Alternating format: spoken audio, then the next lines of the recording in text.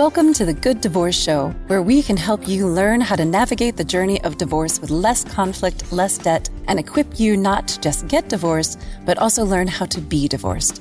Your host, certified divorce coach Karen McNenny, shares her wealth of knowledge, gets advice from other relationship experts, and interviews couples who learn how to have a good divorce, so you can too. Now here's your host, Karen. Well, hello. Thank you for joining me. I am Karen McNenny, your Good Divorce coach.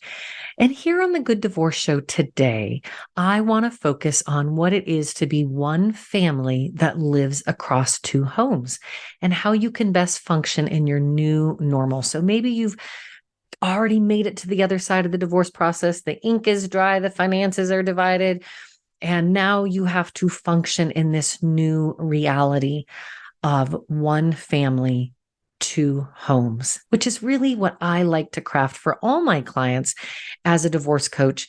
It's not just the getting divorced part. It's now, how do we exist as a divorced family? So let's start with one of the first questions that clients position to me, which is, how do we schedule? What should the schedule look like? What are all the options? How do we know if it's the right one for us? Well, I like it when my clients actually ask, which is the right one for us, because that's where we're going to start. This is very specialized and what I call client-centered. And not only is it going to be different for every family and your circumstances, but it's actually going to change over time as your children age, right? A toddler needs something very different than a teenager who has keys to the car and is coming and going as they want anyway. So be thinking about your age of children.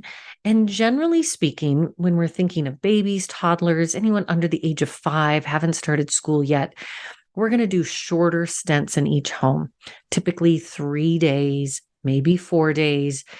And if you are just entering into your two family or two household existence, those first couple of weeks might only be like 2 nights, the little tasters.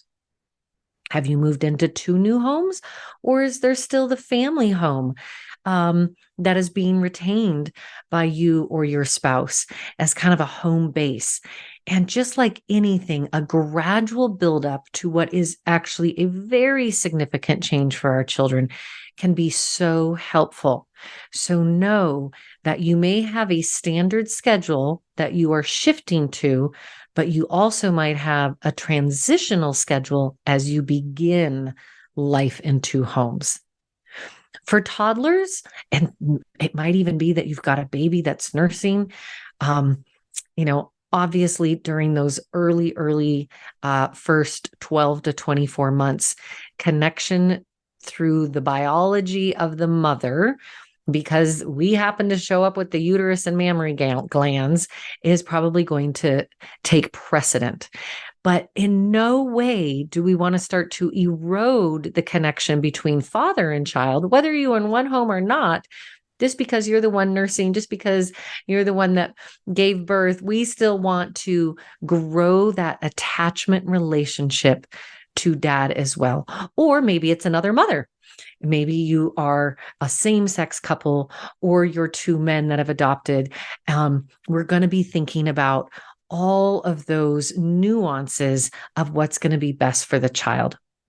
Now, once you get into school age and you're up and running and everyone is accustomed to the transitioning, and we'll talk about that after our first break.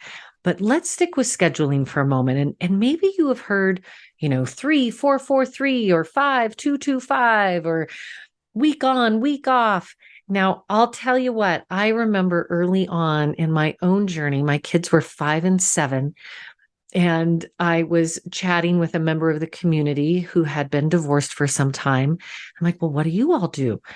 And he said, oh, our kids spend a month in each home and they transition every month. And I thought, are you crazy? That is insane. That sounds terrible. Well, he had high schoolers. I had young school-aged children. And so we stuck with a 3-4 alternating weekends so that we would each have the ability to participate in the school day, the activities during the week, being involved in homework routine.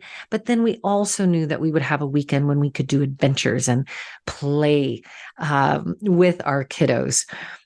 Now, a 5-2-2-5 is a schedule in which you are doing 2 nights with one parent, and then the child moves to 2 nights with the other parent, but it extends 3 nights onto that weekend and becomes a 5. And so that's another way which we can keep shorter duration in each home, but we have alternating weekends for the parents. Now, as we began with those shorter stints, it was probably about mid-school, right? 5th, 6th grade. For some of you, it might be 7th grade. And our kids came to us and said, can we do longer stretches? We're starting to feel like a ping pong ball back and forth. And they end up with, more gear or more things that are precious to them that they want going with them from household to household. And so it was really following the lead of our children when they said, we're ready to go to a week and a week, which honestly gave my heart a little gripping, because I thought, I don't know if I can go 7 days without having my children in my house. It shifts all sorts of things, psychically as well as logistically.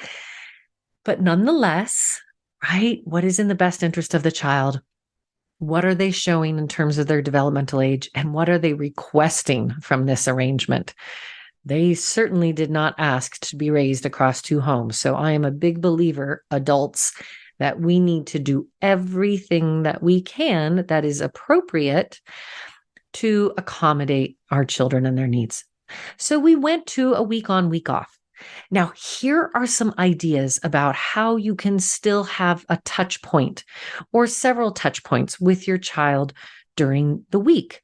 That is perhaps your off week. So for instance, maybe you become the carpool parent, and any carpools that are happening before and after school or activities that the week where they are not in residence with you, you take on the carpooling.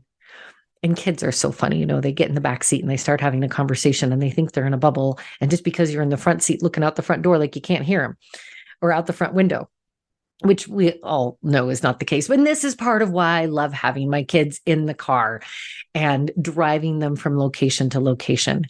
And if it's not a carpool with other friends, it might just be that you are the shuttle parent during the off week.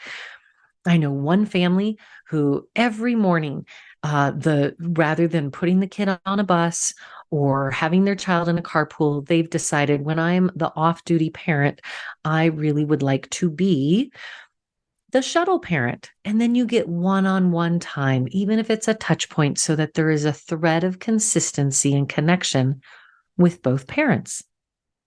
Now, here's another way that you can find a touch point with your child during their non-residential time with you, which is to simply volunteer in their classroom, at their school, or with their activities. Maybe you coach their soccer team. Maybe you go on into the classroom every Friday and you're the storyteller.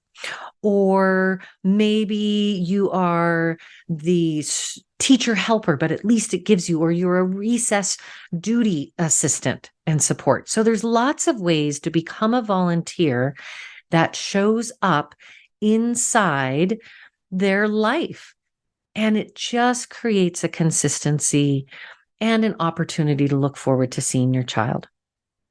Now, we talked about this carpool shuttle option, but it might also be that one parent either isn't working or has a more flexible schedule or a swing shift or is working part-time, and they become available during the day around 3:30, 4 when most kids are getting out of school.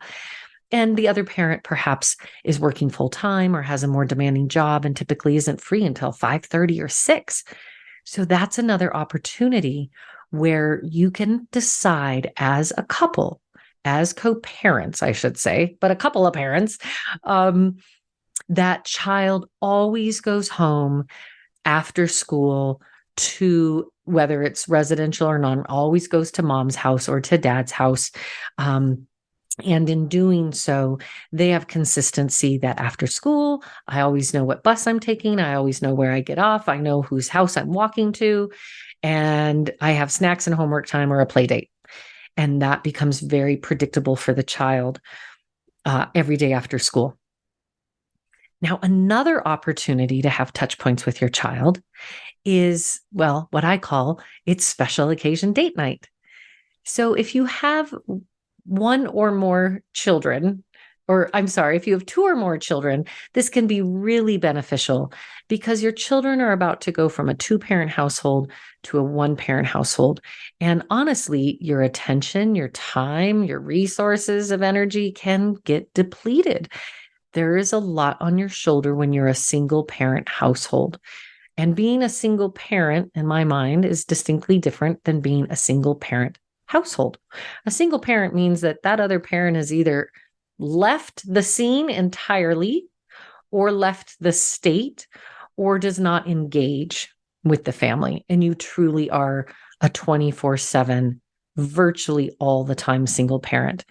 Whereas those of us who have a co-parent, like myself, a really capable, competent, wonderful, invested co-parent, it means that I have 50% of this time that's also mine. And that's typically then where we are able in our divorced identity to get the groceries done, get the laundry done, get the house in order, go on that trip, go visit those friends, celebrate that birthday, work on the project, so that when my children come back into my residence, all of those other distractions, all those other kind of life chores, I've tried to satisfy so that all my focus can go to the child. And more than once, I've heard people say, gosh, I really feel like even though the quantity of my parenting time has been reduced, the quality of my parenting time has actually improved. So back to this special occasion opportunity, which might be my child is in residence with the other parent, but on Friday night, it's always out to dinner night. And we each take a child, or we take two. Or it's one special occasion night if there's one child between you. And that in those occasions, and if you have multiple children, still trying to find one-on-one time where that child does not have to negotiate with their siblings. Where are we going? Are we getting French fries with or without the garlic sauce? All the little micro ways that throughout the day we negotiate when there's more cooks in the kitchen. And what a relief it can be for your child, especially if there's multiples, where they just have one parent, one-on-one, and anything, well, I was going to say anything goes, but we know that's not true. But it's for them to be the decider. And that can be really empowering. And other conversations can bubble up with the parent in those conditions. And we want to encourage that space where we're having an ongoing conversation with our children about how is life in two homes? What can we do differently? And there may be something that they would share with you that they may not share with their other parent. And then I always like to find a way for transparency to help each parent be successful, right? We kind of forget that we're still on the same team when it comes to our kids. So if you know that an event is happening on Friday of this week and they need to have these special clothes and the other parent maybe didn't read that email because they were off duty when all that information came through, well, by golly, be a great co-parent and send a flare, send a reminder message. Hey, you're probably on top of this. Concert is on Friday. Need to have black socks and black shoes and make sure hair is pulled out of their face, whatever it might be. Because when you send your child to school and that other parent wasn't prepared, now it's just your child that's not prepared. And they're the ones who have to show up to school and then manage that.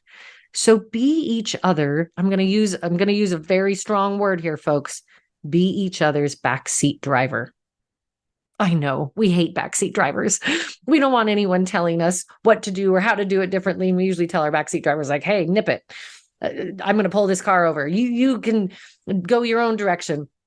Well, I certainly know in my life, there has been more than one occasion when it's the passenger who sees something that the driver doesn't. And if we look at that passenger, not as passive, but engaged in helping me to see what I don't otherwise see. But we have to humble ourselves to recognize that we have blind spots. We have to humble ourselves to receive that kind of support from our former spouse. And it can be transformative, not in a way that's micromanaging, more in a, hey, public service announcement. Not sure if you caught this, want to make sure that you and our child are all prepared for the special field trip that's taking place this week, or there is still. Okay, so we'll talk a little bit more about communication today. But that is an important side note in terms of transitioning and making sure that we're not missing things. So the last thing I'm going to talk about before our break is just holidays and vacations and summer. Often in a parenting plan, there will be a stipulation. So let's say you're just doing week on, week off. And from that point, you want to take your child on a really big trip that's maybe 2 weeks long or 10 days or 12 days. So we'll often put a stipulation in the parenting plan that each parent has the right and opportunity for an extended vacation once a year or twice a year. Again, you get to design that. There's going to be boilerplate information everywhere, but you have the luxury of designing your divorce, including the schedule that's going to work best for you and your children. So stay tuned. We're going to come back and talk more about what it is to be one family living across two homes, scheduling, transitioning, and communicating. I'm Karen, your Good Divorce Coach. Stay tuned.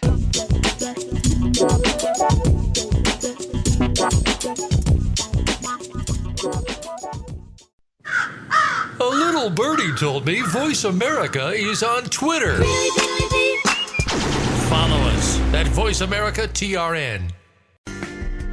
Are you thinking about getting divorced? Before you call a lawyer, call the Good Divorce Coach, Karen McNenny, a certified divorce counselor, co-parenting specialist, and mediator. Karen's signature Good Divorce experience will guide you through your divorce journey, from the day you make that difficult decision to the day the decree is signed, all for a predictable fee. The Good Divorce Coach will teach you and your partner how to get divorced and be divorced with less conflict and less debt. Visit thegooddivorcecoach.com to get in touch with Karen.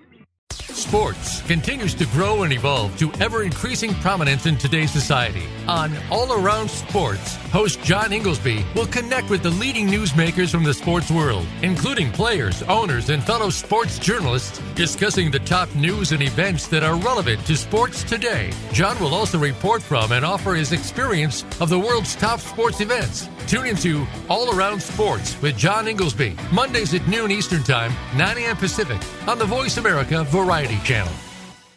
Stimulating talk gets those synapses in the brain firing really fast. all the time. The #1 internet talk station where your opinion counts. VoiceAmerica.com. Welcome back to the Good Divorce Show with Karen McNenny. Have a question for Karen or her guests? Join us on the show at 866-472-5788. That's 866-472-5788. Now, back to the show with Karen. Hello and welcome back to the Good Divorce Show. I'm Karen McNenny, your Good Divorce Coach. And if you are joining us for the first time, this is where we highlight, we, meaning me, but often with guests, professionals, other families. But today it's just me, Coffee Talk. And I am taking on one of the most key, essential parts of the divorced life. The paperwork is done. You've seen the lawyers. It's over. All the bills have been paid off. And you are now in your new normal, which is one family living across two homes. And that is the language I always like to use with my clients that I personally coach through this process. We may start in the before and then we get through the during, but now there's the after divorce. So once you have a schedule that has been established, and I remind people, this is going to change over time, and it might even change sometimes month to month, depending on the parents. You know, there may be a standard. We do week on, week off, but then occasionally we have to deviate because a business trip comes up, or maybe there's a family needs somewhere else in the extended family and parent needs to travel, or parent gets really sick and actually can't care for the children. So that's the kind of flexibility that we want to bring to the plan. And if you're a family that says, we don't even need a parenting plan, we're just going to be all flexible all the time, that's fine. I would suggest that by the 15th of the previous month, you always have what the next schedule is going to be. So by August 15th, we know what September is going to look like. And then by September 15th, we know what October is going to look like at a minimum. This allows the kids to prepare, keeping a calendar in both homes that's maybe color coded. Or if your children are old enough and they have electronic calendars, get their schedule in there so that when they're planning play dates or they're planning carpool or they're planning slumber parties, they know where they're going to be. And you also know where you're going to be and what your parenting assignments might be. So in the last segment, I was talking about all the different variations of time frame and the ways that you can build your schedule out. And I started by saying that early on in my journey, my kids were 5 and 7, and a parent had said that their kids were starting to do a month on and a month off. And I thought that was outrageous. I couldn't even imagine such a thing. Well, funny enough, 12 years later, our daughter has now launched to college. Our son is a junior. And over the summer, we did a month and a month on and a month off. Now, our kids drive. We live 6 blocks apart. They've, of course, have personal belongings in both places. Sometimes they're just in the mood to hang out somewhere else. So it's like a swinging door around here, which I love. We know when they'll be in residence, right? Which for me means I need to have enough groceries in the refrigerator, not only to feed the growing 6'2" son, but also to feed all the friends that come along with the son or the daughter who still likes to come home from college. She is in town and pop in and raid the fridge. So these are the things that we want to be aware of, but knowing suddenly a month on, month off for kids that are in their late teens and drive and you live close together, that doesn't seem bizarre at all. But if you're listening and you have a 5-year-old, of course, that sounds just not appropriate. Now, sometimes we have a parent who lives out of state. And so we might do longer stretches in the summertime or maybe even over a holiday break. The thing I want to emphasize the most to you today is that, again, do not do divorce by default. Design your divorce. There is no divorce police that's going around with their clipboard and keeping track or telling you what you can and cannot do. That's between you and your amicable co-parent, hopefully. Now, if you cannot come to agreement, then you start getting lawyers and the court involved, which honestly, you should always try to avoid. Nobody wants that. And we certainly don't want to put our kids in the middle of a legal dispute. So flexibility will go a long way. Know that even if your parenting plan says one thing, but parent calls and says, I'm really getting the flu and coming down. Can you keep our kids 2 extra days? Or, hey, my sister just planned a trip to come and visit. I would love the kids to be able to spend time with their aunt and uncle and cousins. It's during your residential time. Could we make some accommodations or adjustment? And hopefully the answer is, oh yeah, let's look at that. And we're looking for overall balance. If you're a 50-50 split, it could be some other arrangement. Maybe it's a 70-30, but you're going to really support your future relationship by being accommodating and flexible in the present. So you get your schedule, you're dialed in. You know that things may shift and change over time with the age of your kids, as well as accommodating those occasional times when parents have conflicts.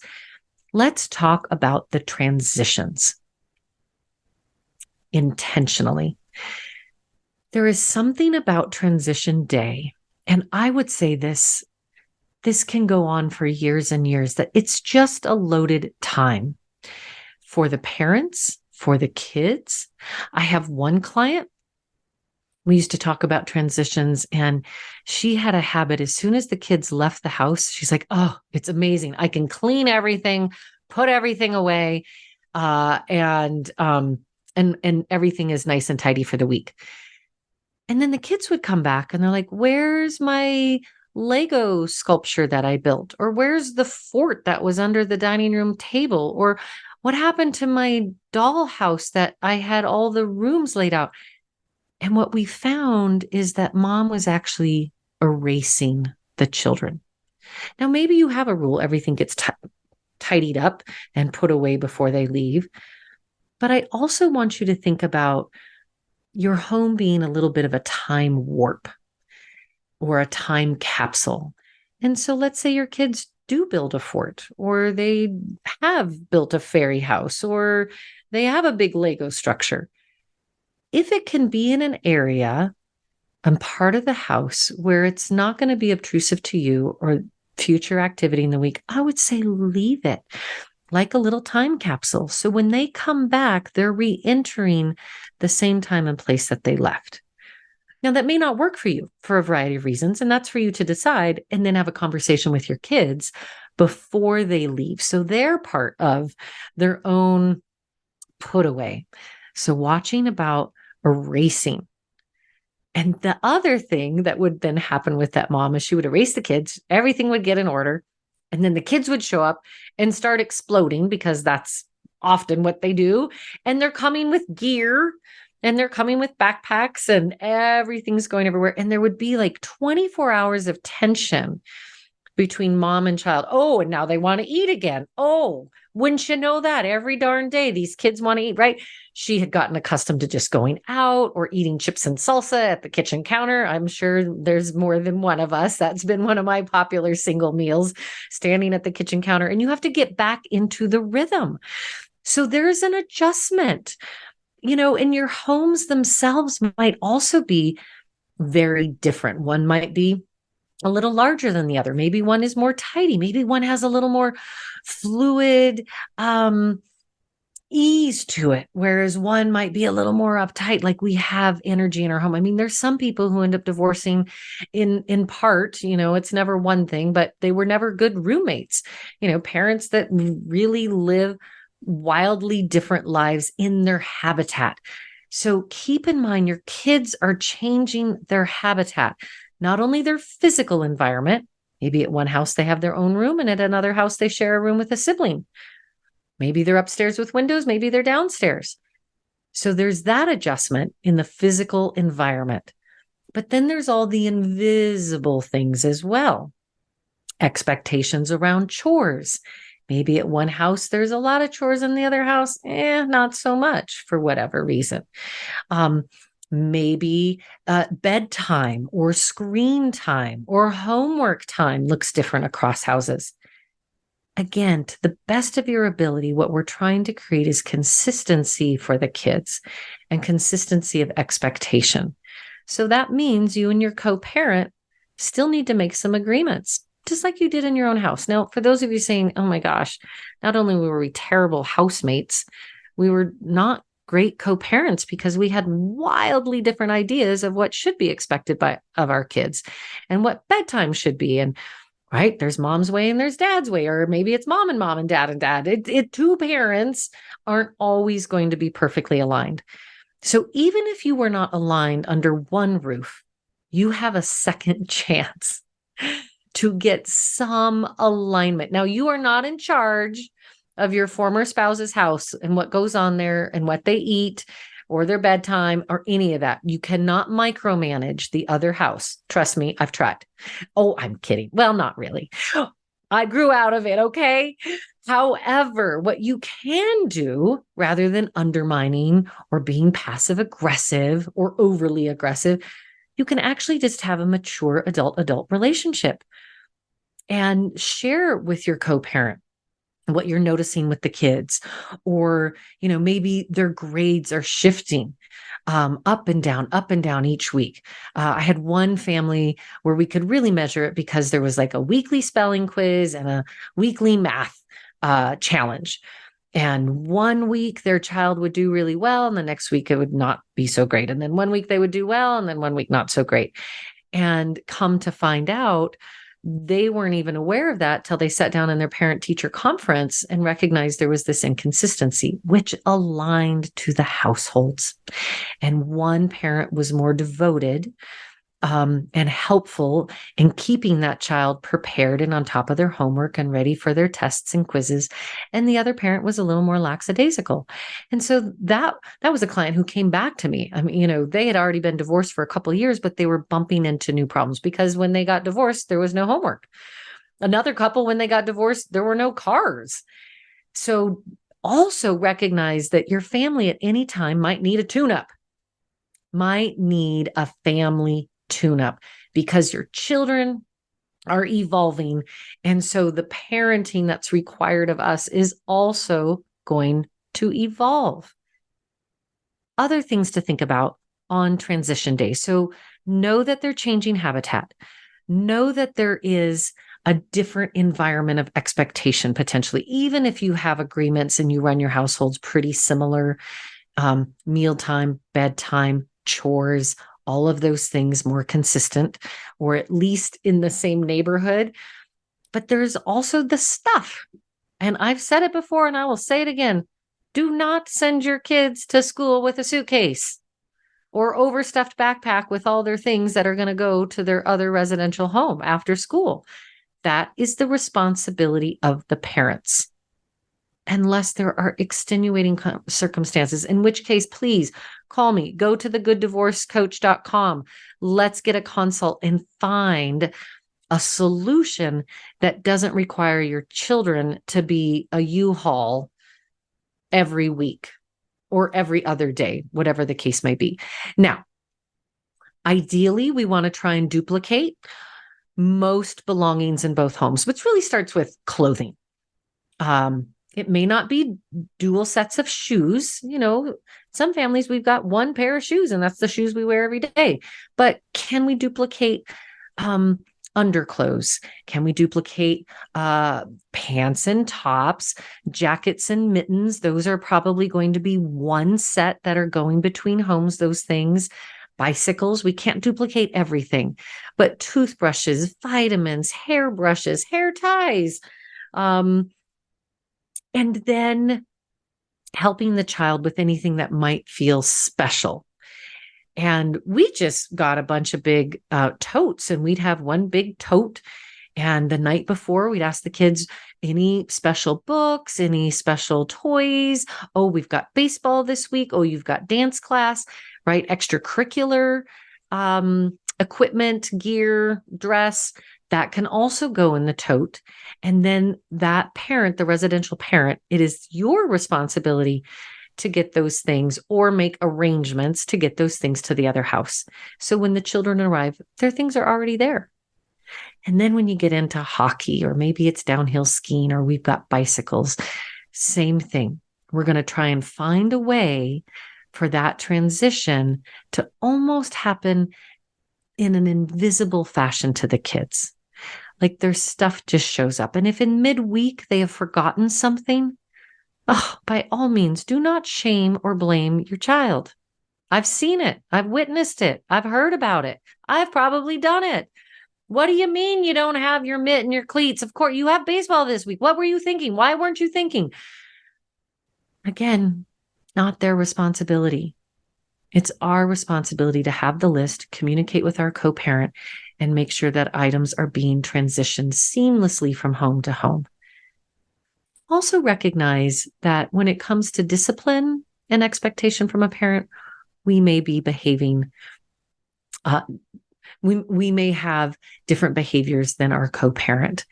And when our children re-enter, every time it's a re-entry and a readjustment, and it might be a little prickly, it might be really clingy, child might want to isolate. The important thing is for you to not take it personally. That's my Q tip for you. QTIP, quit taking it personally. It's an adjustment period for you and child. lower your expectations for that first day or that first night, and just recognize like we're all readjusting to this new space. And if you really see your child overly any behavior that kind of seems out of the norm, well, then find the right time and talk to them. I notice that when you come, you go right in your room and close your door. Help me understand more about that. I notice when you come, you're really clingy and kind of tearful. What's that about? Start with curiosity, never criticism, and try not to make it about yourself. You're just helping your kids to readjust. When we come back, we're going to talk a little bit about communication between our two homes as we design, as a result of our good divorce, one family living high function across two homes. Stay tuned.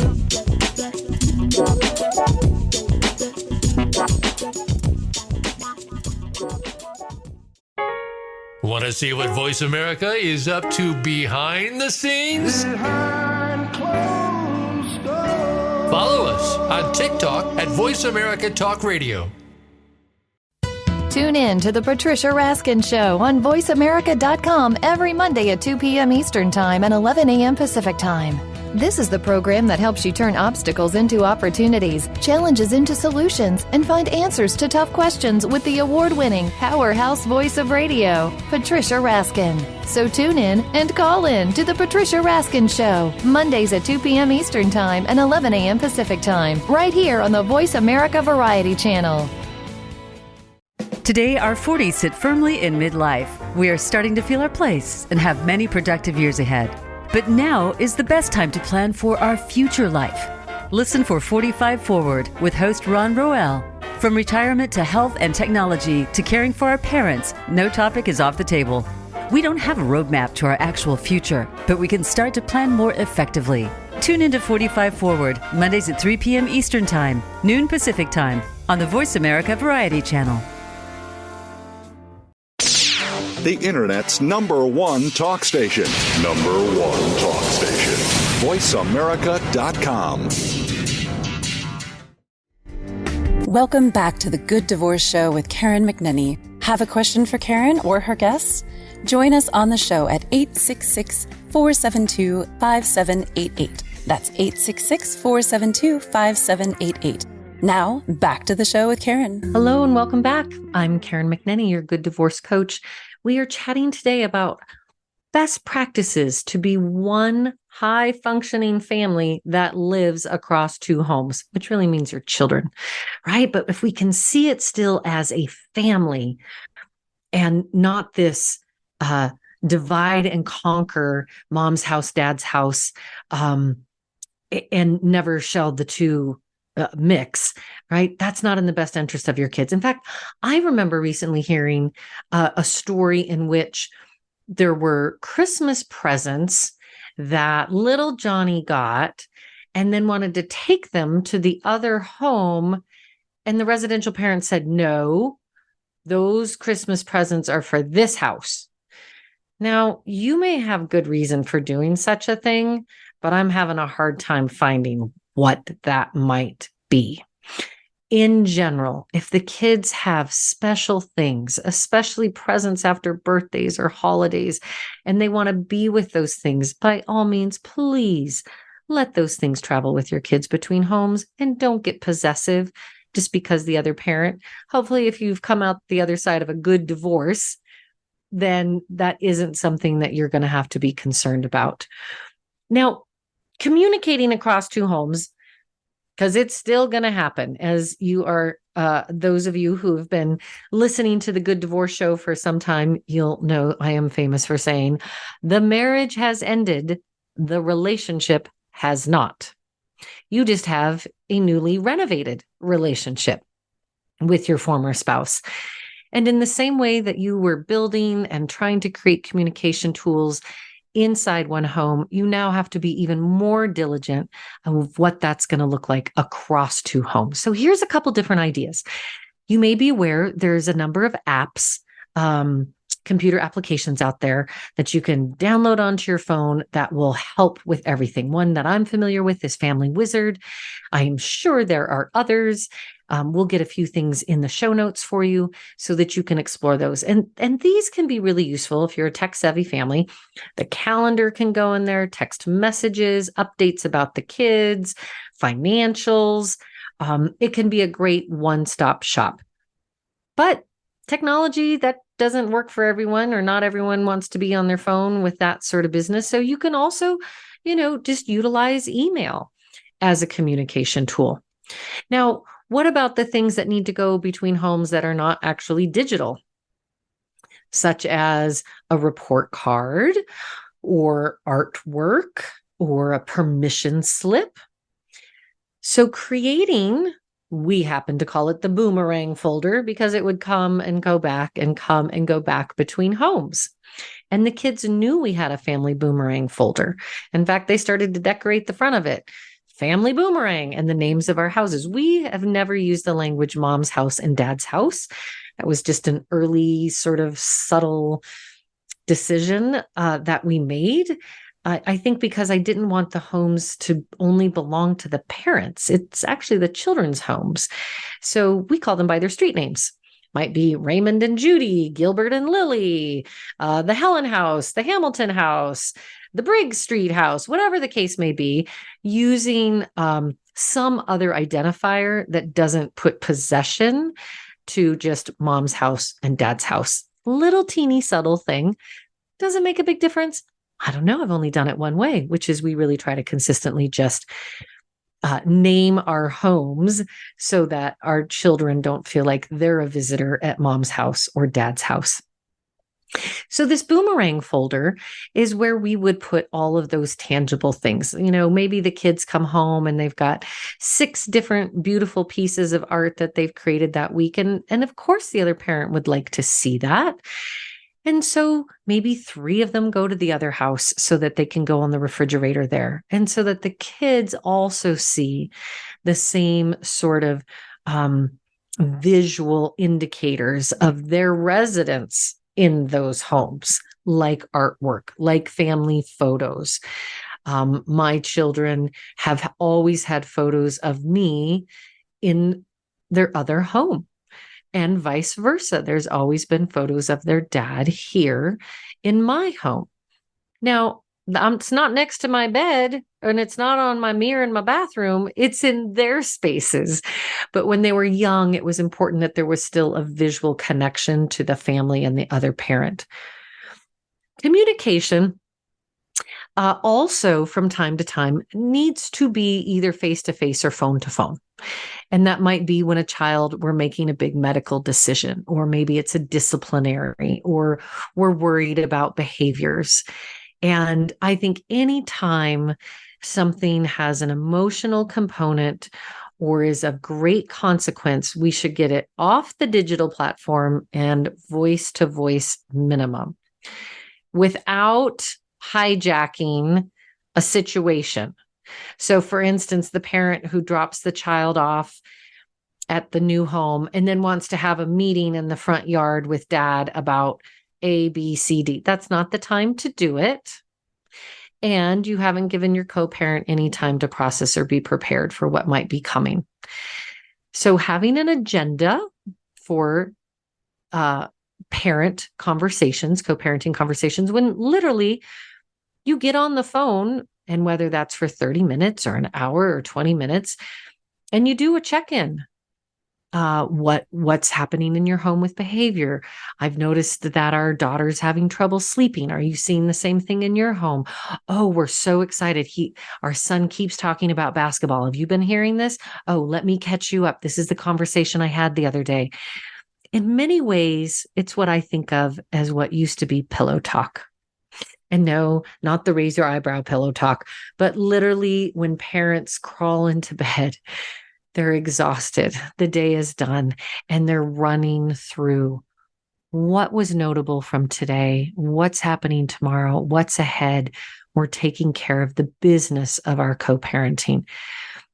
And I think being intentional with that, and it can be difficult at first. Sometimes there's still high emotions post-divorce, but as you can, as you are able to set these regular cadence of conversations to check in about your observations about your children. And you may be seeing different things. You may have different celebrations, and you might need to make some recommendations about, I think our child needs mental health support. I think our child really is more interested in baseball than basketball. And we're coming as that co-parenting team to do that. It can be helpful to send a note beforehand that says to your other co-parent, here are the 4 things that are on my mind regarding the kids. When can we set up a time to talk about them? Remember, you're now in the business of raising your children together. And the more you can think about that business relationship part, just like you would with a colleague at work, there are some who just walk in the front door of your office and plop themselves down and just hijack your moment. That's not good protocol. It's interruption, it's disrespectful, and it doesn't prepare anybody for the conversation. So in the same fashion, have an agenda, set a time, put a time boundary on it. This is a really good one for those of us coming out of divorce, because things can get hijacked. And if you just know we've got 30 minutes, or we have 60 minutes, or I have 15 minutes right now just to get information out, we can circle back, right? In all the same ways that you would communicate with a colleague. In terms of the kids and what they're visually going to see from you, especially our school age kids, highly recommend that you both attend one parent-teacher conference. I'm really proud of the couples I work with in the Good Divorce Experience, because it's not even a question as I graduate them into their newly renovated life, 1 family, 2 homes, that they will, to the best of their ability, attend all important things for the kids together. And the children may not think parent-teacher conference is important, but the parents do. And it also allows the teacher to share some of those things that may be consistent or inconsistent, or what needs to be happening across homes. The other thing I want to remind you about in terms of communication is that if you do have a really hostile partner and you're getting some verbal abuse through communication, step 1, especially in those early days, and hopefully it tapers off, time usually helps, but you might need a reader.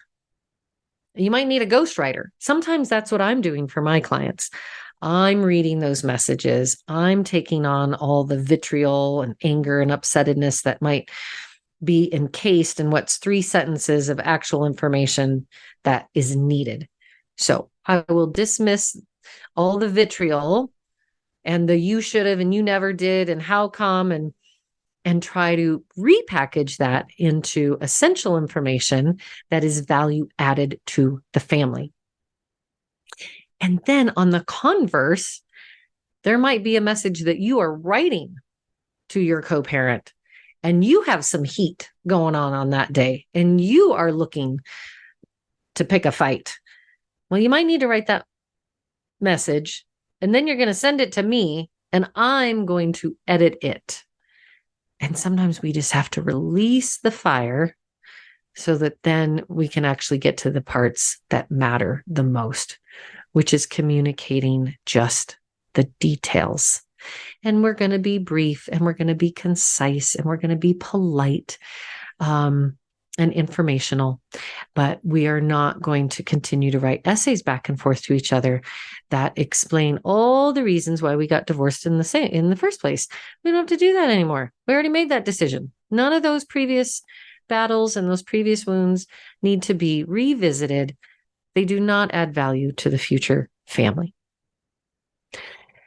So in summation today on the Good Divorce Show, I hope that you have found some value as you think about what it is to be one family that lives across 2 homes, being really thoughtful about transitions. It's a loaded experience that can last for years. And that doesn't mean it has to be, disruptive. every time, but know that it's significant, that it's just notable, and that you're supporting your kids on that. And the goal is that you really don't have to pack much, and that your children do not become the U-Haul between their two homes. In terms of your schedule, be really sensitive in the age appropriateness of where you are. We generally do 2 and 3 days for kids under the age of 3. You might bump to 4 for ages 4 and 5. Once we're into kindergarten and school, kids can often then tolerate a week on, week off, which gives them a little bit of a longer stretch to settle into a space and into a rhythm with their parent. Sometimes it can take 24 hours to just adjust that rhythm and for the parent to readjust to the kids being in the house. So if it feels clunky for the first 24 hours in some fashion, just don't fight against it, be aware of it, support it. And when it comes to communication, think about a business relationship. I'm going to be courteous. I'm going to give enough notice. We talked about being a good backseat driver to each other, not micromanaging the other person's home. And trust me, there's going to be things going on in that other house that they're eating Twinkies for breakfast and Fruit Loops for dinner and staying up till midnight and gaming too much. And that may not be how you run your household. Hopefully you can come into agreement with your co-parent, or that you had long enough together under one roof, that the values and the joy and everything that you had dreamed for your children when they were born and you began to raise them together, that doesn't change. You still have the same values and dreams and hopes and wishes for your children's success and stability and joy. If you want to hear more or have support, or your household needs a little tune-up, I hope you will reach out. I am Karen McNenny, your Good Divorce Coach, and you can find me at thegooddivorcecoach.com.